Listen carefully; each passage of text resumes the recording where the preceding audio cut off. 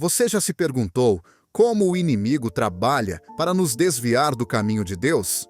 Na jornada da fé, estamos constantemente enfrentando desafios e tentações que podem nos afastar do nosso propósito espiritual. Mas a boa notícia é que a Bíblia nos dá as ferramentas necessárias para identificar e evitar essas armadilhas. A primeira coisa que precisamos entender é quem é o inimigo. A Bíblia o descreve como Satanás, o adversário, o pai da mentira.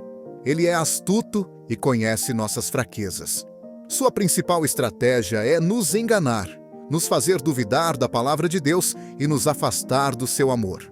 Antes de continuarmos, já peço que se inscreva no canal e ative o sininho das notificações para você receber de primeira mão as mensagens edificantes de C.S. Lewis. E deixe seu curtir. E se você está buscando crescimento espiritual e quer aprofundar sua fé com insights poderosos de C.S. Lewis, na descrição do vídeo tem um devocional. Nele você se aprofundará na comunhão com Deus. 30 dias de reflexões transformadoras, versículos para fortalecer sua caminhada, orações para te guiar todos os dias, desafios práticos diários para lhes acender a chama do Espírito Santo. Baixe agora e comece sua jornada rumo a uma fé mais profunda. Clique no link na descrição e garanta o seu. Em 1 Pedro 5,8, lemos: Sede sóbrios e vigilantes. O vosso adversário, o diabo, anda em derredor, como leão que ruge, procurando alguém para devorar. Satanás opera de maneira sutil e frequentemente disfarçada. Ele se apresenta como um anjo de luz. 2 Coríntios 11,14. Suas armadilhas são engenhosas e desenhadas para parecerem atraentes. Isso significa que precisamos estar sempre atentos e espiritualmente preparados para identificar suas ciladas. Mas, como podemos identificar essas armadilhas? A Bíblia nos dá várias pistas. Uma das mais claras está em Efésios 6:11-12. Revesti-vos de toda a armadura de Deus, para poderdes ficar firmes contra as ciladas do diabo. Porque a nossa luta não é contra o sangue e a carne, e sim contra os principados e potestades, contra os dominadores deste mundo tenebroso, contra as forças espirituais do mal nas regiões celestiais. Essas ciladas podem se manifestar de várias formas: dúvidas, medos, tentações, mentiras e até mesmo através de pessoas que nos influenciam negativamente. Vejamos alguns exemplos bíblicos de como o inimigo tentou desviar servos de Deus e como eles resistiram. No Jardim do Éden, Satanás enganou Eva, fazendo-a questionar a bondade e os mandamentos de Deus. Em Gênesis 3:1 ele pergunta: É assim que Deus disse, não comereis de toda a árvore do jardim? Aqui vemos a tática do inimigo de semear dúvida. Eva e Adão cederam à tentação e o pecado entrou no mundo. A consequência desse ato foi a separação de Deus e a entrada do pecado na humanidade, afetando todas as gerações futuras. Outro exemplo claro é a história de Jó. Satanás argumentou que Jó só era fiel a Deus porque tinha uma vida abençoada. Deus permitiu que Satanás testasse Jó, tirando suas posses, sua saúde e sua família. Mesmo assim, Jó permaneceu fiel, dizendo: Nu saí do ventre de minha mãe, e nu voltarei. O Senhor o deu, e o Senhor o tomou. Bendito seja o nome do Senhor. Jó 1:21. Jó nos mostra que, mesmo nas piores adversidades, podemos permanecer firmes em nossa fé. Sua história é uma poderosa lembrança de que nossa fé deve estar enraizada em Deus, não nas circunstâncias. Por outro lado, temos o exemplo de Jesus, que foi tentado no deserto. Satanás tentou Jesus de várias maneiras, oferecendo poder, glória e tentando fazê-lo provar sua divindade. Mas Jesus respondeu com a palavra de Deus, dizendo: Está escrito, Mateus 4:4, 4:7, 4:10. Ele usou as Escrituras como arma contra as mentiras do inimigo. Isso ensina que conhecer a Bíblia e internalizar suas verdades é fundamental para resistir às tentações. Mas essas histórias não estão na Bíblia apenas para nos inspirar. Elas são guias práticos para nossas vidas. Então, como podemos nos preparar para essas batalhas espirituais? A resposta está em Efésios 6:13 a 18, onde Paulo nos instrui a vestir toda a armadura de Deus, o cinto da verdade, a couraça da justiça, os calçados da prontidão do evangelho da paz, o escudo da fé, o capacete da salvação e a espada do Espírito, que é a palavra de Deus. Cada uma dessas peças tem um propósito específico para nos proteger e nos capacitar a resistir ao inimigo. O cinto da verdade nos lembra de sermos sinceros e transparentes. A couraça da justiça nos protege das acusações e condenações do inimigo. Os calçados da prontidão do evangelho da paz nos equipam para levar a mensagem de Cristo a outros. O escudo da fé nos ajuda a apagar as setas inflamadas do maligno. O capacete da salvação nos dá segurança na nossa identidade em Cristo. E a espada do Espírito, a palavra de Deus, é nossa arma ofensiva para lutar contra as mentiras do diabo. Além de vestir a armadura de Deus, precisamos estar atentos e vigilantes. Em Mateus 26:41, Jesus diz: "Vigiai e orai, para que não entreis em tentação. O espírito, na verdade, está pronto, mas a carne é fraca." A oração é uma ferramenta poderosa que nos mantém conectados com Deus e sensíveis às suas orientações. A oração não é apenas uma prática religiosa, mas uma linha direta com Deus, onde podemos buscar sua ajuda, orientação e força. Um exemplo de vigilância está na parábola das 10 virgens, em Mateus 25, 1 a 11. Das 10 virgens, 5 eram prudentes e levaram azeite extra para suas lâmpadas, enquanto as outras 5, tolas, não se prepararam adequadamente. Quando o noivo chegou, apenas as prudentes estavam prontas para entrar na festa de casamento. A parábola nos mostra o quão essencial é estarmos sempre atentos e preparados. A prontidão espiritual é indispensável para lidar com os desafios inesperados ao longo da nossa caminhada de fé. Também é crucial mantermos comunhão com outros irmãos na fé. Em Hebreus 10:24, somos incentivados a nos reunir, motivar uns aos outros e estimular o amor e as boas ações. A comunhão fortalece nossa fé e nos ajuda a permanecer firmes. Em Atos 2:42, a igreja primitiva se dedicava ao ensino dos apóstolos, à comunhão, ao partir do pão e à oração.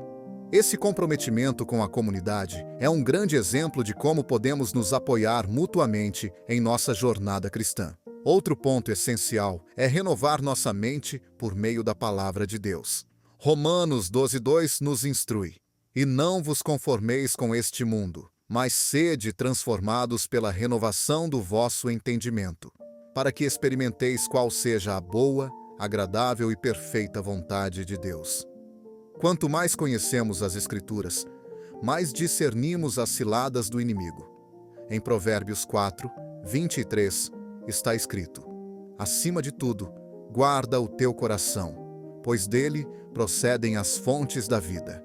Proteger o coração significa vigiar nossos pensamentos, desejos e intenções. Devemos estar atentos ao que alimentamos nossa mente e nosso espírito, buscando sempre a verdade de Deus. Além disso, um dos artifícios do inimigo é o desânimo, uma de suas armas mais perigosas. Neemias enfrentou desmotivação e oposição enquanto reconstruía os muros de Jerusalém, mas permaneceu firme no seu propósito, incentivando o povo a confiar no Senhor e a seguir trabalhando. Neemias 4:1. Esse relato nos ensina que, mesmo diante das dificuldades, devemos perseverar e não permitir que o desânimo nos afaste do propósito divino. Agora, vamos refletir sobre como cada parte da armadura de Deus pode ser aplicada ao nosso dia a dia. O cinto da verdade é essencial, pois a verdade nos mantém firmes. Jesus declarou em João 8:32: "E conhecereis a verdade, e a verdade vos libertará." Levar uma vida de honestidade e transparência nos protege das mentiras do inimigo.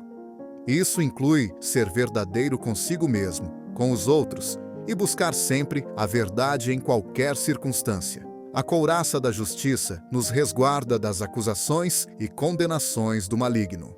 Em Apocalipse 12:10, Satanás é descrito como o acusador dos filhos de Deus. Porém, quando estamos revestidos da justiça de Cristo, podemos resistir a essas acusações.